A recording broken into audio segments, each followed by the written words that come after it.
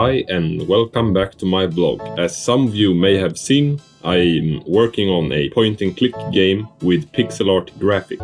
So you start off the game inside of Grandma's house, and she wants you to go and get a bucket of water so she can make some tea.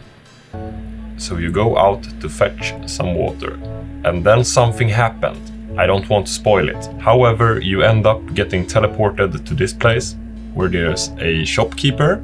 I'm going to change the dialog box and the inventory for the shop. You can click on the little owl, and then if you go here, and then you shouldn't go there. You're going to be able to purchase a bomb, which you are going to have to place on the ground to blow up the bird. And if you go down in this little hole, you get down to the raccoon city. They got their own little church and little police booth, and they got little shops and living houses, an old washing machine, and the arcade.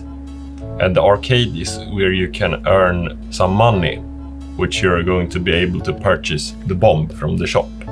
So I'm going to have to create a bunch of mini games which you can play and earn the money. I have started with one so far, which is this one, where you're a little chicken stuck in the sewer, and you're going to meet some different scary things living down in the sewer.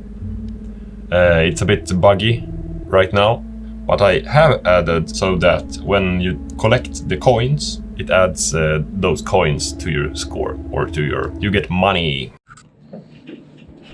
I've also been at Almunge Smide, and he's been making this knife, which I can use when I'm out camping, so I can chop off old branches and make a survival shelter or just a basic camp in the woods. And I'm going to upload a video on his channel, and I'm going to upload a video on my channel when he's creating this knife and this knife sheath. And it's almost done. We're just going to have to add some oil or fat, and we're going to finish polish all the little residues on the knife. Okay? Thank you for watching, and I'll see you in the next video. Like and subscribe.